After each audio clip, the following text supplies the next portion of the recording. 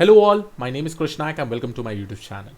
So guys, this video that you're going to see was actually been taught in one of the live session in iNeuron related to statistics. The types of topics that we are actually covering over here is with respect to hypothesis testing, confidence interval, Z test. We'll also discuss about Z score. Many people have the confusion that how should we do our hypothesis testing considering various statistical methods. In this video, we'll try to understand how do you define a null hypothesis. We'll try to solve some problems. How to define your alternate hypothesis. How do you test whether, suppose if you're using Z test, how do you test whether the null hypothesis is true or alternate hypothesis is true? And we'll also try to see that how we are making some conclusions regarding some kind of population. Okay, so please make sure that you watch this video till the end. This is somewhere around 1 hour video, so I would suggest please go through it in one stretch. You'll be able to learn a lot. So let's proceed.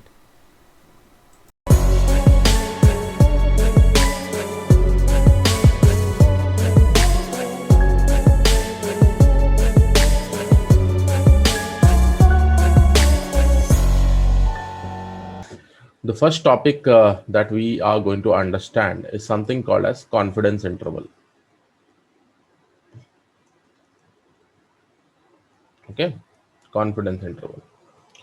Now, this particular session is important. Why I'm telling you? Because understand one thing, that suppose if I take a specific distribution of ours, right? Suppose I'll say, okay, this is my distribution and this is how my curve look. Okay, this is how my curve will look. Okay, just tell me what will be the empirical formula. This is a Gaussian distribution.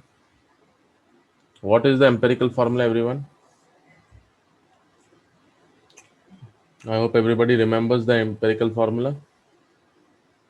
Within the first standard deviation, how much data is basically present. Within the second standard deviation, how much data is basically present, right? Now, suppose if I say that within this particular distribution, I want to define some 95% confidence interval. Okay, 95% confidence interval. Then what does this basically mean? Okay, I want to define some 95% confidence interval. Okay, and these all are used in hypothesis testing. I'll talk about it, how it is used. Okay, hypothesis testing. Now, if I say, okay, I want to basically come up with something like 95% confidence interval, how will I do it? Okay, now just imagine over here, guys. If I say this entire distribution is my data, okay, and you know what is empirical formula like 68, 95 and 99, right? So this kind of distribution, I hope everybody knows. That basically means within the first standard deviation, 68% of the entire data will be present. In the second standard deviation, 95% of the entire data will be present. And third standard deviation, within the third standard deviation, 99% of the data will be present, right? Now let's take this 95%, okay, 95% of the which is basically present within our second standard deviation. Suppose if it is this one, this is my 95%, this is my 95%. Okay, so this entire confidence interval from here, which is my mean, and if it comes within this range, any values, I can definitely say that, okay, it is 95% confident. We are confident that it is this much in this region it is falling. If it follows, see over here, if I say 95, okay, then how much this will be and how much this will be, guys? Tell me how much region this will be and this will be, right? Tell me, guys, how much it will be? 2.5, right? So this will be my 2.5% and this will be my 2.5%. Okay, and this entirely will be 95%, right? Now, why do I say 95%? Because see, most of the points in our distribution will fall over here. Okay, will fall over here. Now, one very important point that I really want to start. Okay, what is p-value? In my previous session, I have defined what is p-value, guys. Suppose if I say that my p-value of a specific point over here is somewhere around p is equal to 0.8. What does this basically mean? I told you guys in our previous session. Okay, what does this p is equal to 0.8 mean? Anybody who remembers? Anybody? Because I told you one specific definition of this p value. This basically tells us that suppose if I perform 100, suppose if I take this example, okay, suppose this is my region of pressing my mouse button like this, right? We have our laptop mouse which looks like this, okay, which looks like this, right? Suppose I consider this entire graph, it comes somewhere over here like this, right? If I say that at this point of time p is equal to zero point 0.8, and this basically says that out of all the touches, out of all, suppose if I touch 100 times in this particular region, 80 percentage of the time we will be touching here. Okay, 8 times 80%, not 8 guys, 80%, 80, because it is 0.8. 0.8 is nothing but 80%. Okay, so 80 percentage of the times, again let me draw it in a bigger way guys, okay, for you all. Suppose this is my entire mouse, okay, of my laptop, and here I'm actually drawing this, okay, and probably this is my entire distribution, okay. If I say over here the p value is 0.8, this basically says that out of every 100 experiment or out of every 100 touches, 80 percentage of the time or 80 times the touch was here, okay. Suppose over here if I say p is equal to 0.01, what does this basically say guys? If p is equal to 0.01, anybody? If p is equal to 0.01, tell me quickly. That basically means out of every 100 touches I will be touching one time over here, okay. So something like this. Now tell me whether this p is equal to 0.01, whether it will be falling in this 2.5 area, 2.5 percentage area, or it will be falling in this 95 percentage confidence area. Tell me guys. In the 2.5 area, right? It is very much simple. In the 2.5 area, right? Always remember this entire region. If I try to split this like this, okay, this entire region is symmetrical to this particular region. That basically means in a Gaussian distribution, the amount of data that is present over here is equal to the same amount of area that is present over here. Now guys, is my voice breaking? Guys, I don't think so my voice is breaking, right? Ritesh, please have a look onto your internet, okay. Okay, perfect. Now when I say that this area is symmetrical to this area, I can definitely say that any value that is between this to this actually falls in the confidence interval of 95%, okay. And any values that fall outside of this is basically in my extreme ends. This is called my extreme ends, okay, extreme ends. I'll tell you why this is very much important, okay. Now let's I told you, right, this p value, whatever we say, suppose if I say p value is 0.8, p value probably I can keep it as 0.05, right? This is called as significance value. I'll talk about it, why it is important, everyone, okay. This is called as significance value, okay. Always remember this, okay. P value, we can say it as significance value. It is also denoted by alpha, you know. It is denoted as alpha also, and it can also be told as a p value. It is all, but most of the time we say it as significance value, okay. So it is very much important guys. Always make sure that you always make sure that you basically remember this terminologies, because it is important, because it will be coming some or the other way always, okay. Now where exactly it is used, okay. Suppose let's take a very good example. I hope you got an idea of hypothesis testing.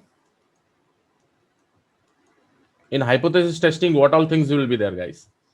Tell me. First, what all things will be there? What all things will be there in hypothesis testing, guys? Null hypothesis, right? Then we also define our alternate hypothesis. Okay. Then what we do? We collect evidences, right? We collect the evidences. Collecting evidences is in the case of law. law example that I gave you. But here we will perform some kind of experiments. Okay, this experiment is usually performed with this some significance value. Here I'll say that my significance value will be 0.05. Okay, I hope everybody is understanding. Here your significance value, it will be there, some alpha value will be there with 0.05, and we'll perform some experiments. Now what kind of experiments can be performed? There are various kind of experiments which I'll be discussing today. Okay, there will be something like t test, z test, chi-square test. Okay, there will be ANOVA test. A lot of different tests are there. Okay, we will discuss about this. Okay, what test is used for what purpose. Okay, and then we come to the third part. After performing the experiment, we get some value, and based on the significance value, what we do, if it falls in this extreme area, if the value or output that we get, if it falls in this extreme area or in this extreme area, what we do, we basically reject it. Okay, what we do, we basically reject it, because see, based on this alpha value, it should be coming over here if it comes in this region and this region. Now you may be thinking, Krish, should we take alpha value as 0.05 only? No, it depends on the domain knowledge, right? It depends on the domain knowledge. If my area is small, I may take an alpha value 0.01. I may take much more smaller. Who decide this? A domain expertise decide this. Okay, but by default, many people go ahead with alpha is equal to 0.05. Now understand over here, when we perform the experiment, and suppose after performing the experiment, we get a value from a z test, we get a value that falls here or here in the extreme ends. This is my extreme ends. If it falls over here, we reject the null hypothesis. We reject the null hypothesis, and anything that falls in this 95% confidence interval. If your alpha is 0.05, then obviously your confidence interval will be 95%. If your alpha is 0.01, what will be your confidence interval, guys? What will be your confidence interval? If alpha is 0.09, 0.01, what is your confidence interval? It will be 99%, right?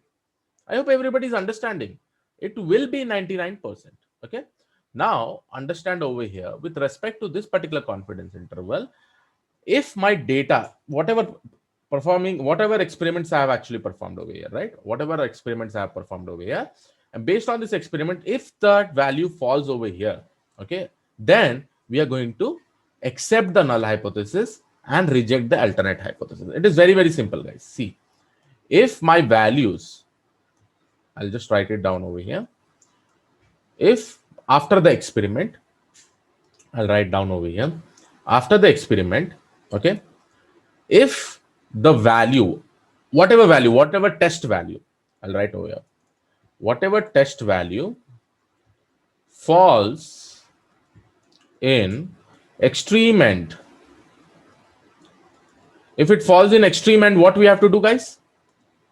We reject the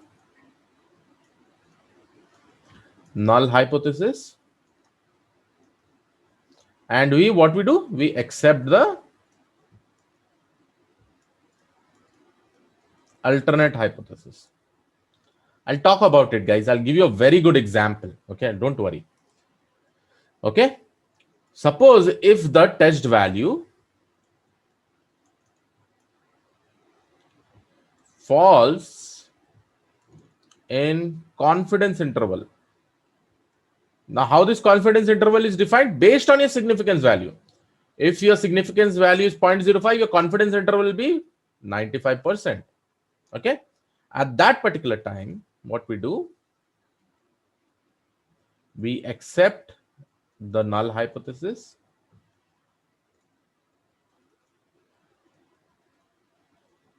and we reject the alternate hypothesis. Guys, is it clear, everyone? Yes, guys, very, very simple. What I'm just saying that I'll talk about it, how you will be able to get all these things. I'm just saying that if After the experiment, if your value does not fall in this region, if your value does not fall in this region, then what we are going to do, we are just going to, that basically means your value falls in the extreme end, then what we are going to do, we are basically going to reject the null hypothesis. We are going to accept the alternate hypothesis. Suppose if it falls inside your this specific region in 95%, then we are just going to accept the null hypothesis and reject the null alternate hypothesis. I hope everybody is able to understand, right? Very, very simple, very, very easy, right? Not, I've not done anything much. Okay, I've not done anything much. Very, very simple things. We have just understood something.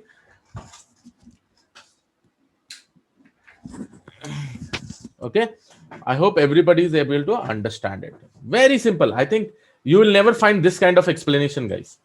Have anybody who tried to understand before what is confidence interval and all, right? No, I guess. Just understand. Confidence interval is not 95% again. Again, I told you guys, how do we define confidence interval? We basically say based on our alpha value. Suppose tomorrow my domain expertise says alpha value, take it as 0.06. Then what will be my confidence interval? 1 minus 0.06 is how much? 1 minus 0.06 is how much? 6%, right? So my confidence interval will be 94%. Okay, understand in this way. How we define this alpha value? This is defined by the domain expertise. So we don't have to worry much over that. If you don't know anything, just take the alpha value as 0.05. That basically means I want it in my 95 confidence interval. Okay. I hope everybody has got understood now. Now let's solve a specific problem. Okay. And remember, this is very much important in hypothesis testing. Hypothesis testing is the most important question that is asked in statistics. Everybody is able to understand why I am focusing more into this? Hypothesis testing is the most important thing, okay, in statistics. Anytime any interviewer will try to confuse you in this, and if you are able to explain them, many people have confusion with respect to p value. What is this p? Why we are putting it as a 0.05? They don't know about this confidence interval. Okay, that is the reason why I'm telling you focus on this. Now let's go ahead and solve a specific problem. Shall we solve the specific problem? Shall we solve a specific problem? Okay, one more thing that I really want to talk. The other concept that I really want to talk about is, now all this kind of test or experiments that we perform, guys, it can be defined as one tail test and two tail test. Okay. Now one tail test and two tail test, let's define what exactly it is. Suppose this is my normal distribution. Guys, this is my Gaussian distribution. Okay, don't say that, Krish, no, you have not drawn the diagram properly. So I'm writing an example over here. So this is my Gaussian distribution. Now when I say 95% confidence interval at both the side, I can draw like this. This will be my 2.5%. This will be my 2.5%.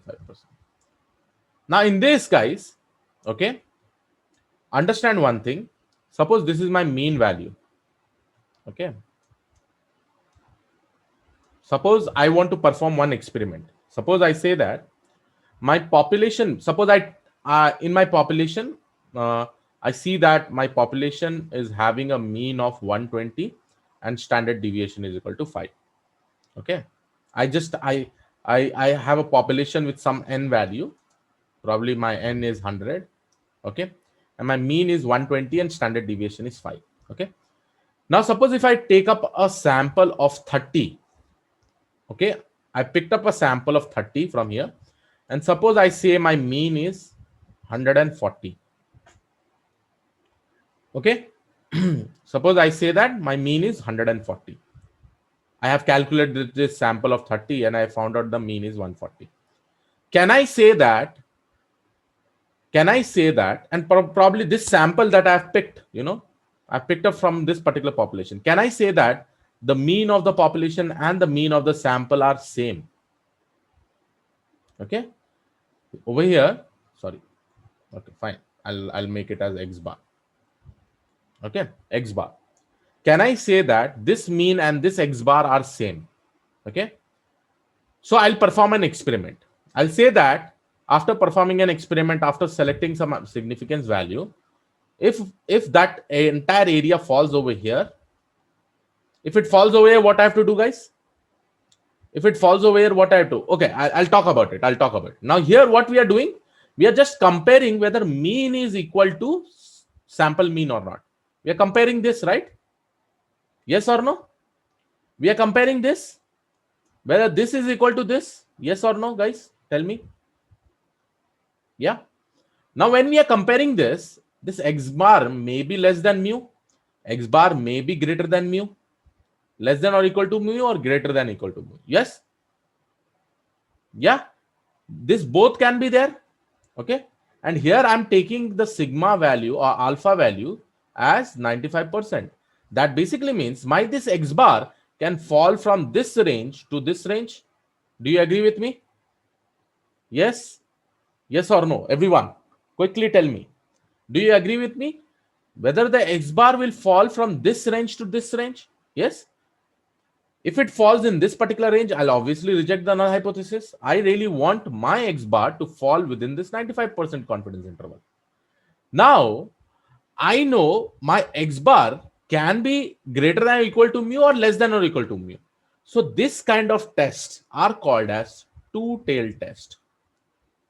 Because over here, your X bar can be less than or equal to mu. It can also be greater than or equal to mu. So less than also, it can also be less than this. It can also be greater than this. So in this scenario, this becomes a two-tailed test. Okay. This becomes a two-tailed test. Now tell me or guess what will be one-tailed test.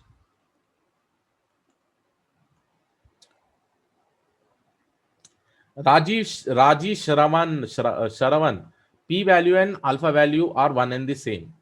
Okay, we basically say here I've clearly written, right? P value and significance value, right? We also say this as a significance value, right? P value and significance value. So tell me one example with respect to one-tailed test. What will be a one-tailed test? Can I say that my X bar, suppose I say, is greater than 140.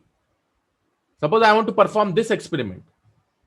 Then I don't have to worry about this below part, right? I don't have to worry about the below part. I just have to worry about the greater part. So that becomes a one-tailed test. I hope everybody is able to understand the basic difference between two-tailed test and one-tailed test. In two-tailed test, I told you that whether my mean is equal to X bar, I have to perform an experiment. And here the scenario may be that it may be less than or equal to mean. It may be greater than or equal to mean, right? It may be. Suppose if I say greater than or equal to mean, I just want to check this, then it will become one-tailed test. If I want to compare both, then it may become two-tailed test. Krish, are you comparing the mean of both sample and population over a single Gaussian distribution? Yes. Yes, Tushar, I'm doing that. Okay. So if it involves either one side of the area, okay, from this entirely is considered as one side of area from this particular point, okay, then I will be considering it as a one-tailed test. Guys, is it clear or not? Yes or no? Everybody, I want some answers from you. Come on, please tell me. It's very, very simple, guys. Right? It's very, very simple. What I have done over here, nothing. Very simple. I have told you a problem statement. Suppose this is my Gaussian distribution, right? Population Gaussian distribution. Suppose my population, suppose I'll say my capital N is 100. My mean of this is 120. My standard deviation is 5. Now what I did, I picked up 30 sample. I calculated the mean. Suppose here again I'll write it as X bar. Here I've calculated the mean. The mean is somewhere around 140. Now can I say whether X bar is equal to mean? Or can I say X bar is less than mean? Or can I say X bar is greater than or equal to mean? I have to check this three condition. Now, whenever I check this particular condition, I select some alpha value. So alpha value is 0.05. That basically means I want 95% confidence interval. So this is my 95%. Now, in this particular scenario, when I checking these three conditions, okay, I have to focus on this tail also and this tail also. So this becomes a two-tail test. Suppose if I say that I just want to check whether my X bar is less than 140 mean or is it less than 120 mean. So here I'm checking less than, right? So less than basically means it will be coming over here. Suppose this is my mean, right? 120. It will be coming over here. I don't have to worry about this particular part. So this becomes a one-tail test. Suppose I say if X bar is greater than or equal to 120, I want to check this with respect to our mean and population mean. I want to compare both those things. Okay. What will it be, two-tail or one-tail, if you want to just check equality? If I want to just check equality, it will become a two-tail test, because this X bar can be less than mean, it can also be greater than mean. So both the possibilities are there. Also, the 5% won't be divided in two parts of 2.5 in case of one tail. No, see, in one tail, if my significance value is 0.05, okay, if my significance is value is 0.05, we will try to divide, because understand this distribution is symmetric, right? So we just have to take 2.5%. So in one tail test, yeah, we are checking one condition. Okay, I'll show you one example. By that you'll be able to understand. Okay. Okay. So guys, I hope you got some amazing ideas about it. These all are important, guys. You really need to explain in an amazing way to all the guys. Okay.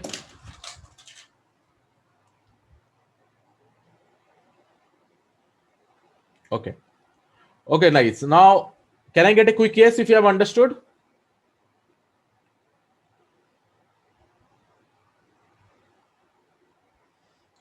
All good, everyone. I think you never saw this kind of explanation, right? This deep and extreme, right?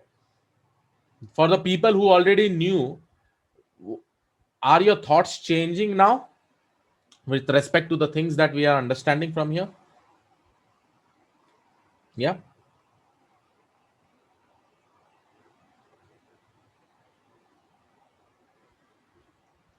Okay. Let's solve a problem. Now, the first problem that we usually solve. Okay, now I did not make you understand. How does a hypothesis testing actually work? So, guys, understand always there will be a population. Okay, first of all, let me write it down.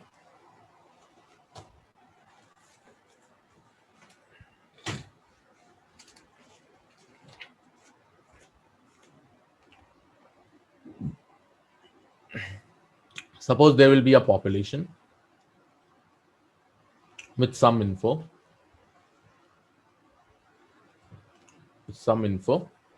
Okay, with some info basically means standard deviation, probably mean, something something something. Okay, then what we do, we take, and obviously remember, guys, can I say, can I, or just if I take this particular example, can I say the average height of people in India? Can I measure this? Can I measure this average height of people in India? Can I measure this, guys? No, right? It is not possible. There are 7 billion people. How many people are there in India? कितने तो, I cannot go and ask each and every person, right? So what happens is that we cannot perform this kind of experiments, but we can definitely perform experiments by sampling. I can take samples and probably come to some conclusion. Similarly, with respect to population with some info, what we do is that we always try to take some sample and then we perform some experiments.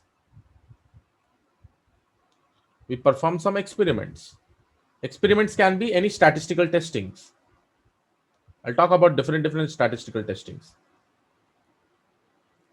When we perform some statistical testings, from this particular statistical testings, we come with some conclusions about the population.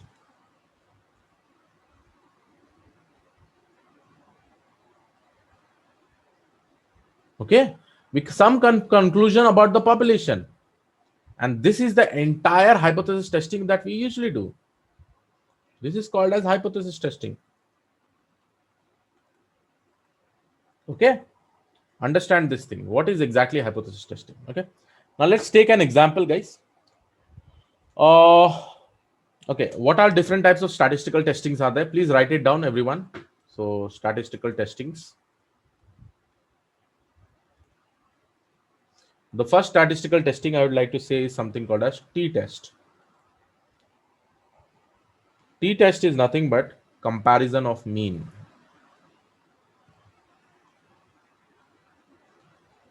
Second one is something called as z-test. This is nothing but, this is also used for comparison of mean. Here standard deviation is given. Population standard deviation is given. Okay. Here sample standard deviation is given. Sample standard deviation. Okay. Here population standard deviation, sample standard deviation is given. If I go to the third one, the third technique that I really want to talk about is ANOVA test. In ANOVA test, we do a analysis of variance, whether the variance is same or not. The fourth one is something called as F test. Here also we do analysis of variance. Sorry, we do comparison of variance. Here basically we do comparison of variance.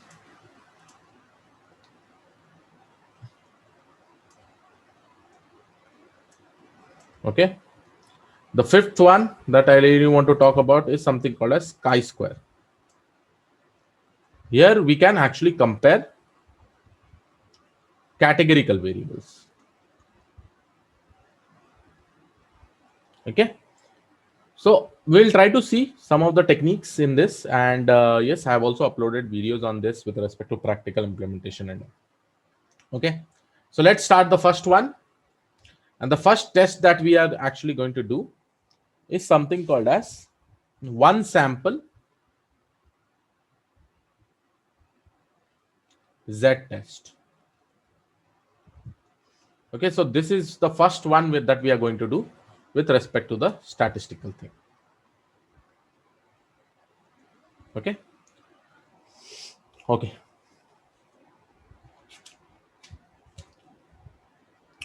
So size of the sample size also matters in t-test and z-test, right? N is greater. Yeah. I'll talk about it, okay? Which one you want at least 30. Probably in z-test you only want more than 30. In t-test it is not required. So there are a lot of many things that we will be discussing, okay? I'll talk about that when we discuss the complete testing itself. But till here, everybody is cool enough? Everybody is cool enough? I hope you're having the positive feeling that you can understand all these things. Yeah? Okay, perfect.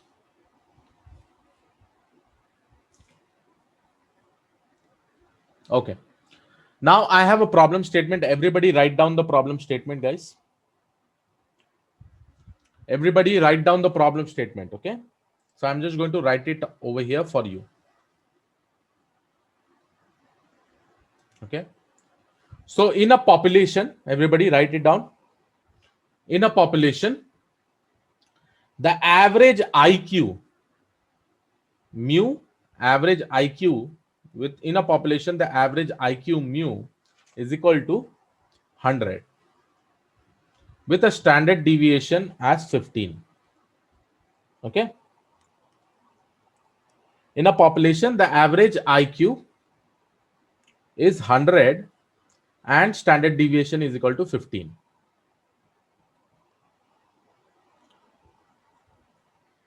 Then the doctor tested a new medication to find out whether it increases the IQ or decreases the IQ. This is basically a medication that has been provided to the population. Okay. So The doctor tests a new medication whether it increases or decreases the IQ. Then after doing the medication, probably after 1 month, sample of 30 people, 30 people or 30 participants, okay, sample of 30 participants were taken after the medication after 1 month, guys, right? And this 30 participants had a mean of, sorry, this mean I can write it as x bar, had a mean of x bar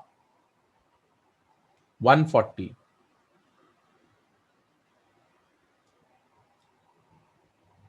So our question is, did medication affect intelligence?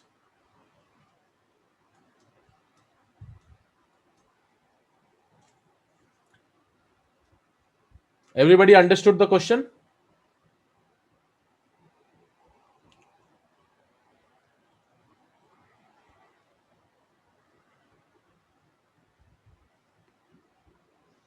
Here, your significance value is 0.05. This is also given.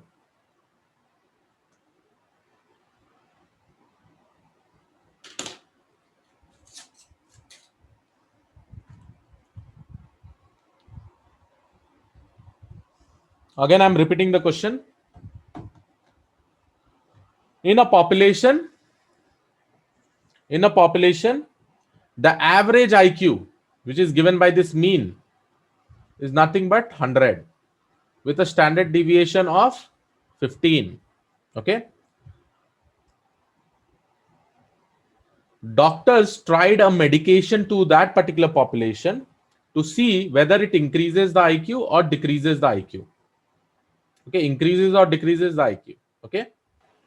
Okay. First of all, you have to define the null and the alternate hypothesis.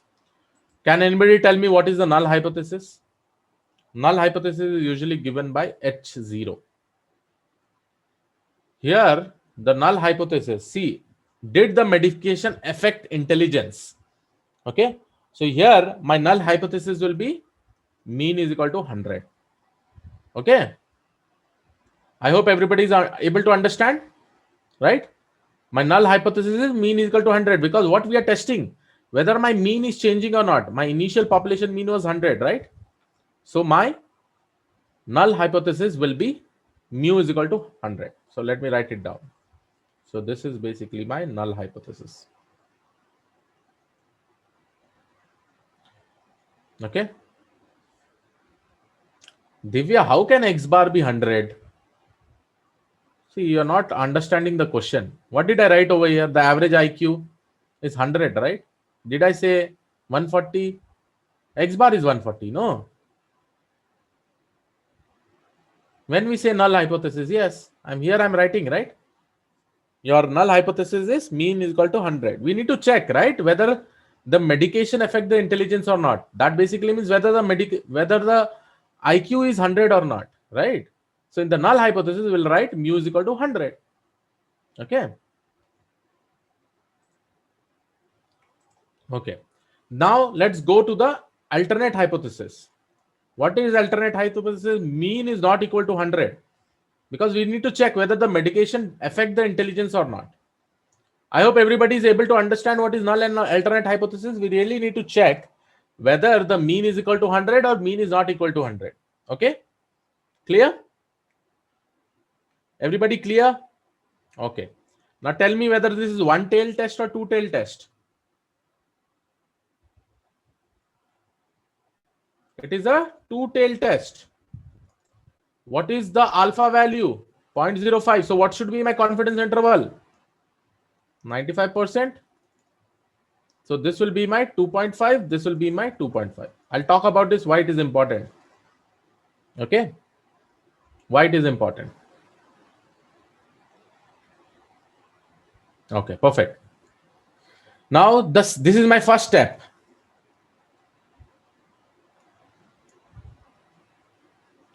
Now this 2.5% can be written as, sorry, it should not be written as, it can be written as like this, 0.025, 0.025. Okay, and this will become 2.5%. Okay, now this is my first step. What is my second step?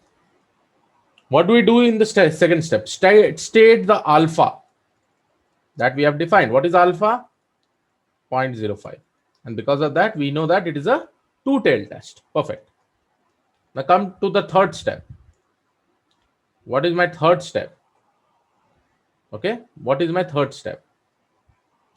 Now my third step is basically state decision rule. State the decision rule. Now this is very, very much important, guys. Okay, what is the decision rule? Again, this is related to this particular graph only. Okay, now just imagine I told you that in order to check this, whatever experiment that I will be performing, here the experiment name is something called as,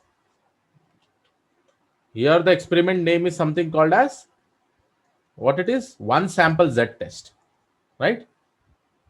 One sample Z test, right? One sample Z test. So according to the experiment, we need to provide the decision rule. Decision rule basically means what will be this value to this value. What is this range? We need to find out. Okay, we need to find out. Now, everybody knows this region is nothing but 0.025. Yes, this region is also 0.025. Okay, if I consider the entire region, how much is the entire region, guys? Full entire region. Can I consider it as 1? Okay, entire region, can I consider it as 1? Yes. Now just imagine if I subtract 1 by 0.025, what will be this particular region? What will be this particular region? 1 minus 0.025 is nothing but 0.975. Do you agree with me? So this basically means that if I take this 0.025, can I consider this will be my entire region if I just subtract 1 minus 0.025, right? Sorry, just let me do the subtraction. Okay, calculator, 1 minus 0.025, so it is nothing but 0.975. I was right, people are confusing me. 0.975. so if I try to do this is basically my entire region, like this, right? I really want the values between these two. So what will happen? See, if I try to find out what will be this particular value, suppose this will be some positive value, then what will be this value? It will be the same negative value. Do you agree with me or not? Yes or no? Tell me, guys. Because this is symmetrical, right? Whatever things are there in the right hand side, the same thing will be there in the left hand side, right? Right? And what is Z score, guys? What is Z score? Why it is basically used? It is basically used to find out how many standard deviation is away from the mean. Do you agree with me?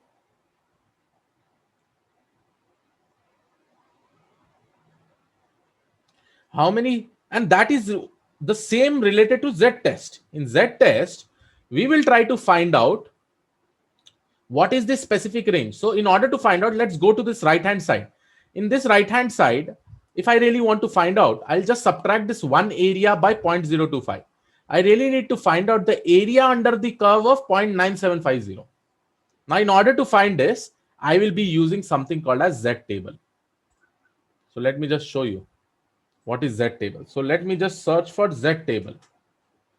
So if I go and see Z table,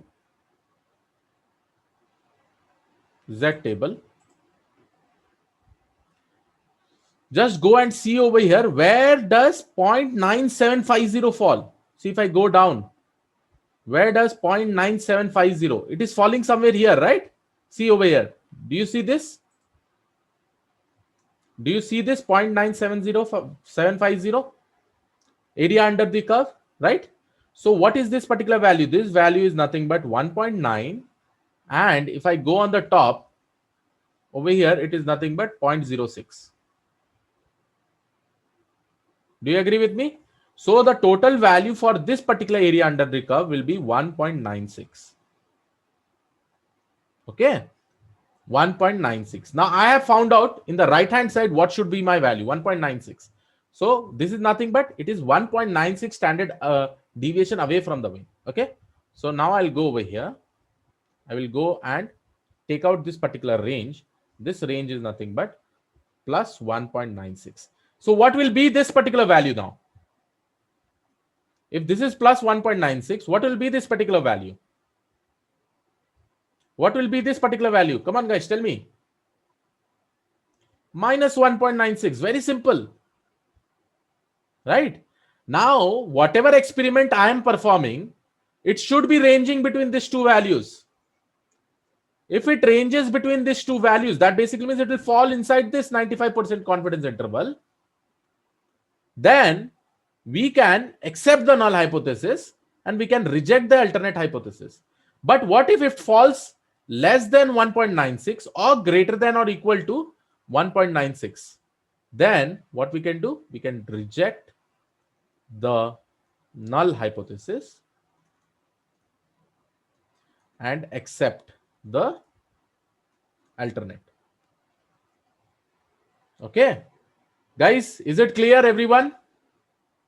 So this is my decision rule. My decision rule says that I need to basically, whichever experiment I'm performing, it should be falling between minus 1.96 to plus 1.96. Okay, understand, guys, why we are doing this? Because we don't have much information, right? We just have the information, how much percentage, what is the alpha value. This is the importance of alpha value. Okay, this is the importance of alpha value. How you are going to compute the Z score, Divya? You don't have any information, no. You just have this alpha value information. If you want to compute the Z score, how you will be doing it? Trust me. That is not X bar minus mean. It is X of I. You require data points, Divya. Did I say, okay, guys, what is Z score formula? Come on, you are just again messing up the entire thing. You're messing up. X bar minus mean will not be there. X of I minus mean divided by standard deviation will be there. You don't know the data points, right?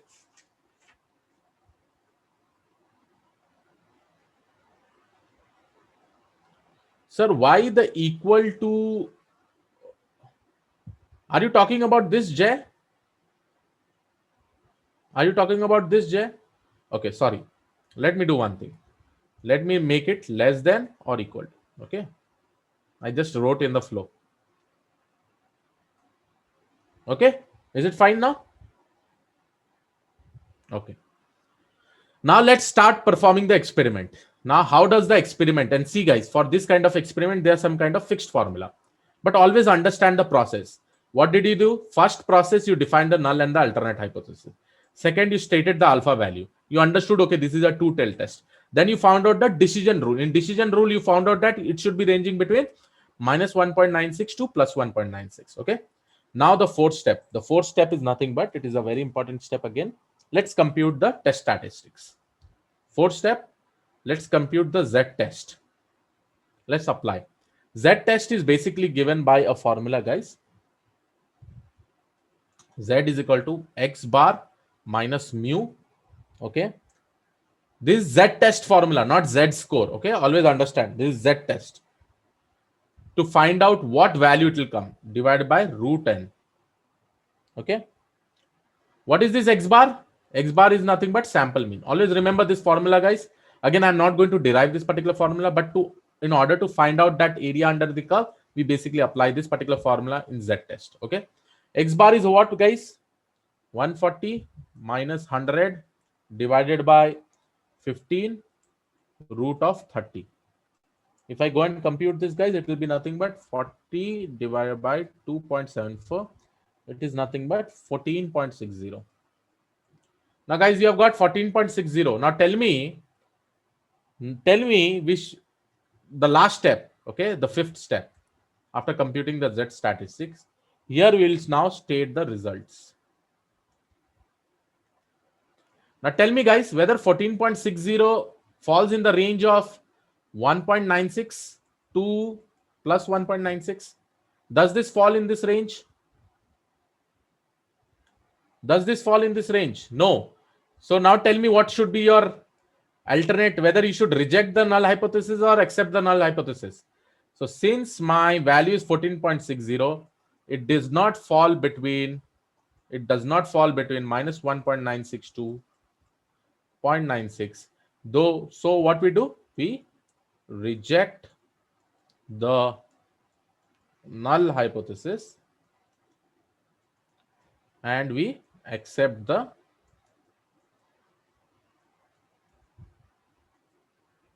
alternate hypothesis. So this is my entire result. Amazing, right?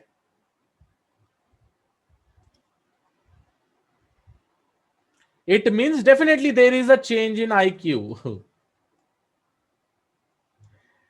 There is a change in IQ.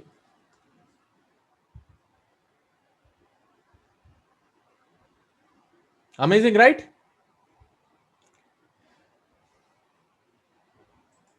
So how do you write to rate this particular explanation? I think you have seen many videos, right guys? Did you understand like this anywhere?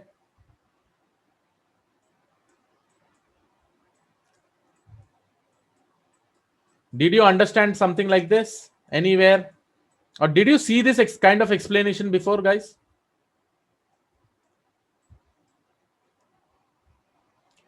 Again, this is not the knowledge from college, or school. Okay, this is not the knowledge from college or school.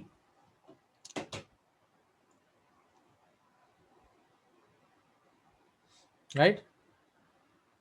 Okay, now try to perform the same experiment here. Let's take the alpha value as 0.1.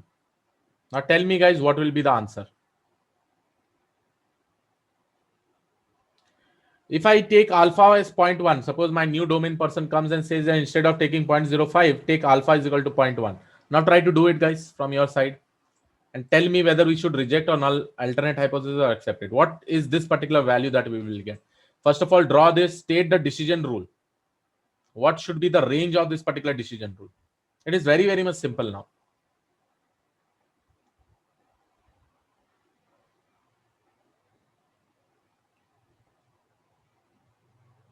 Can you do this, everyone?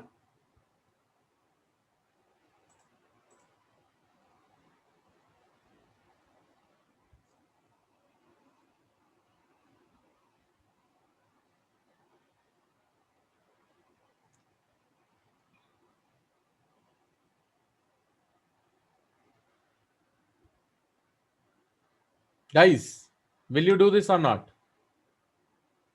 If your alpha is 0.1,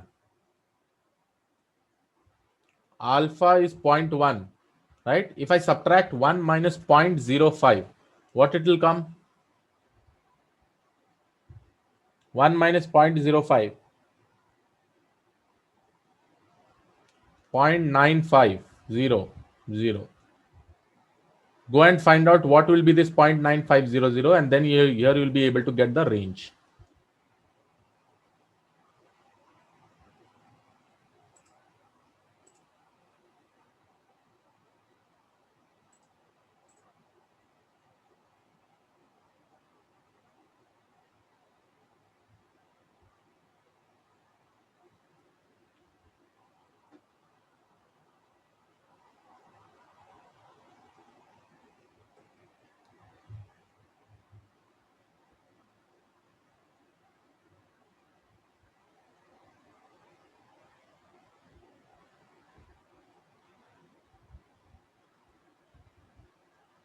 See, when I'm taking the alpha value as 0.1, okay, just understand if I'm taking alpha value as 0.1, that basically means I'm drawing this kind of thing, and this is like 90% confidence, right?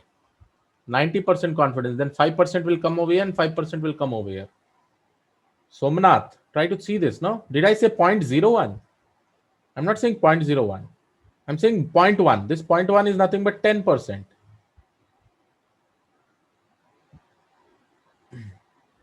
So the range between, it should be 1.65 to 1.65. Okay, perfect. Again, we need to reject the null hypothesis. Okay, clear everyone?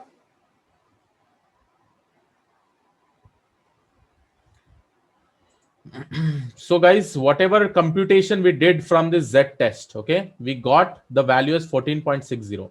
We know 14.60 does not fall between minus 1.96 to plus 1.96.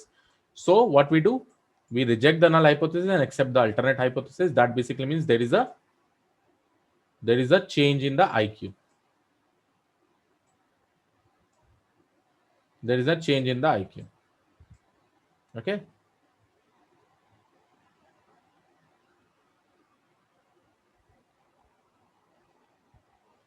Okay, now let's start the next topic.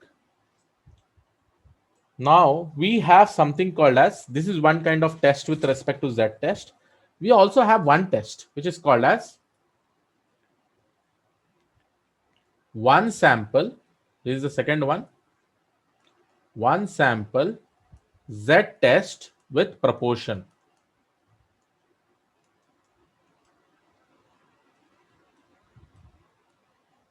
One sample Z test with proportion or for proportion. Okay. Shall we start this?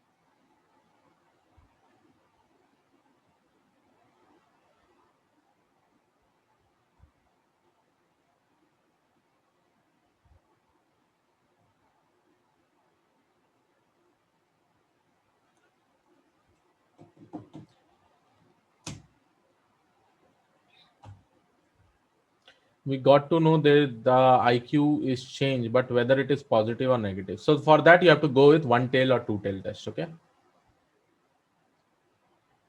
Anshul. Okay, guys. So let's go with the next test, which is called as one sample Z test with proportion or not. In this particular case, see, in this particular case, here you'll obviously be able to understand, right? 14.6 is greater than 1.96, right? Then can't you say that, okay, will be a positive one? Very simple, no? 14.6 is greater than 1.96, right? It is not towards minus values.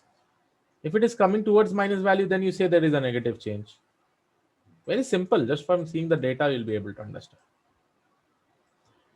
Okay, guys, write down the problem statement. So the problem is that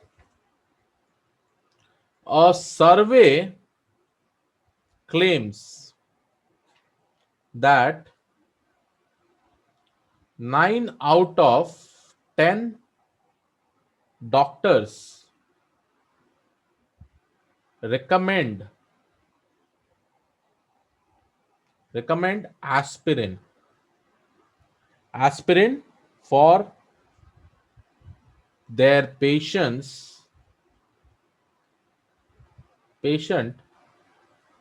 with headache.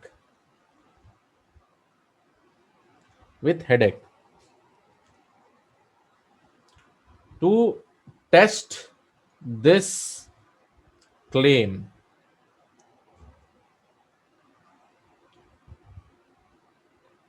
a random sample of 100 doctors is taken. Out of this 100 doctors, 82 indicate that They recommend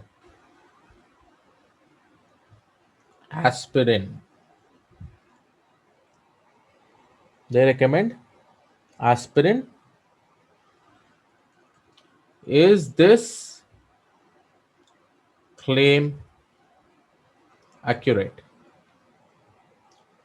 Use the alpha value as 0.05.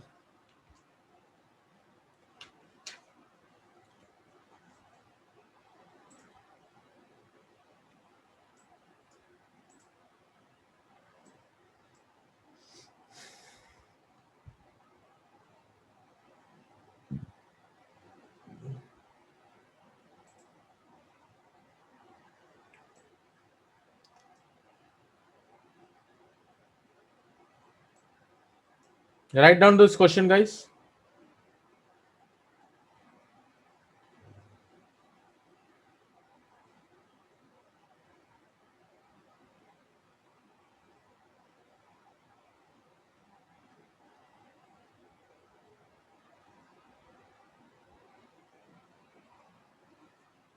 A survey claims that 9 out of 10 doctors recommend aspirin for their patient with headache. To test this claim, a random sample of 100 doctors is taken. Out of this 100 doctors, 82 indicate that they recommend aspirin. Is this claim accurate?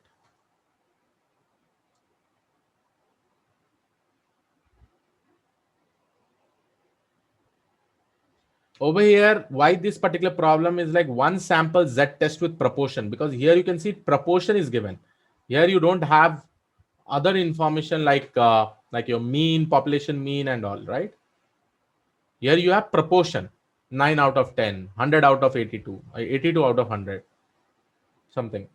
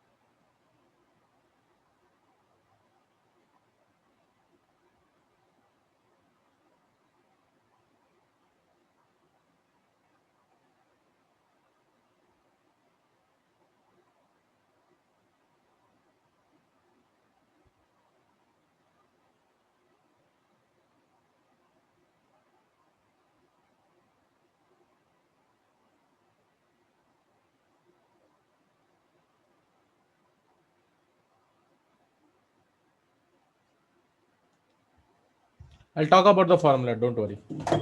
Everybody have written this particular thing, guys?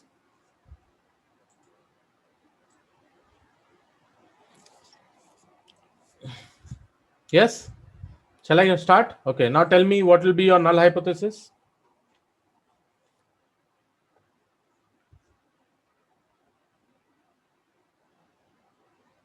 What will be your null hypothesis?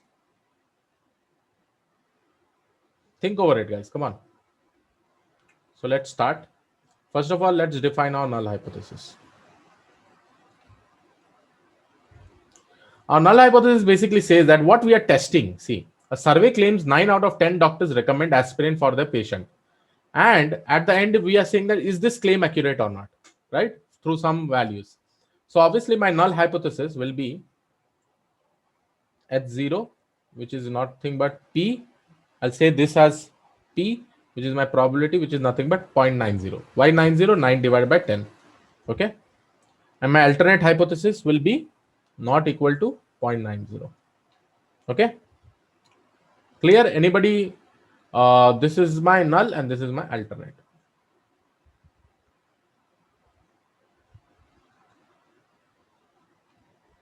Okay.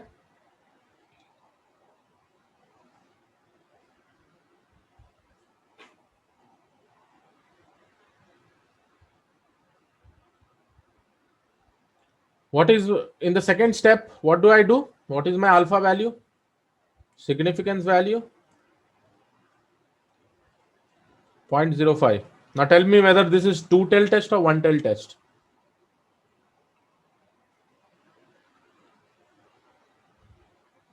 Two tail test. Perfect.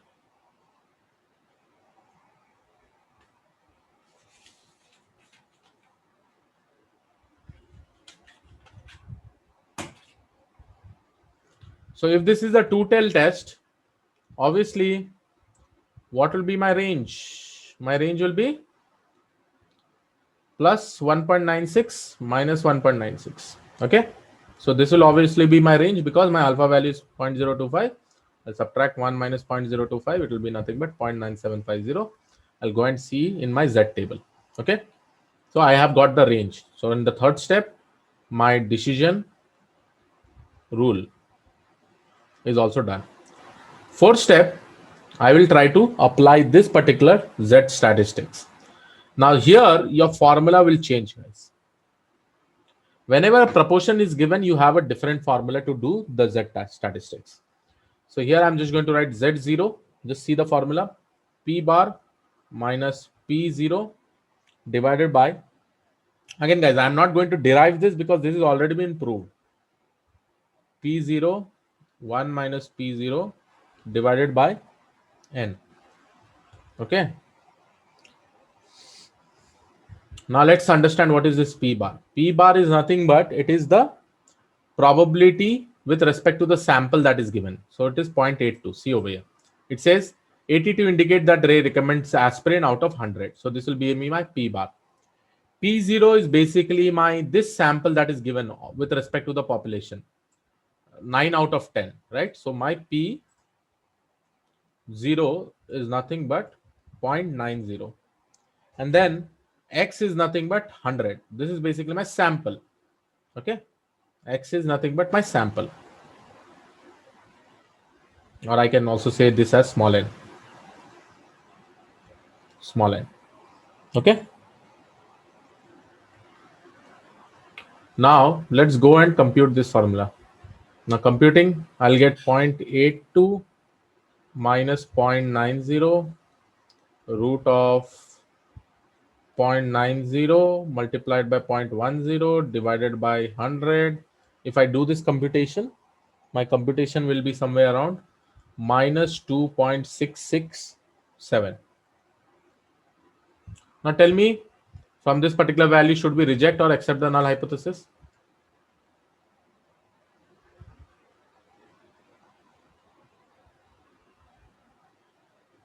Should we reject or accept the null hypothesis? We should reject the null hypothesis because see, it is less than 1.96, right? Minus 1.96. Okay. Now just imagine, guys, if my output was coming like this, then what we had to do? Suppose if my output was like this, then should we reject or accept? Accept the null hypothesis, right? Perfect.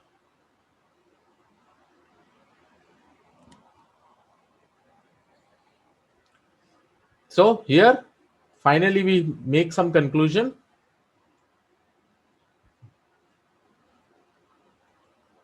Make some conclusion here saying that minus 2.667 does not fall in the range between minus 1.96 to 1.96. So we reject the null hypothesis and we accept the null hypothesis. That basically means what? That basically means what? That basically means this claim is inaccurate. बड़ा बड़ा statement में लिखो, claim is inaccurate, and here you have the proof why it is inaccurate. Okay guys, so I hope you like this session, and yes, we will continue the things in the next session itself. In the next session we'll try to see some practical part, and probably I hope you liked it. If you liked it, don't forget to go and put some amazing reviews on iNeuron in the Google review itself, right? So thank you one and all. I'll see you all in the next session. Have a great day ahead, and keep on rocking, keep on learning, and in the next session we'll be having practical implementation. Thank you guys. Bye bye.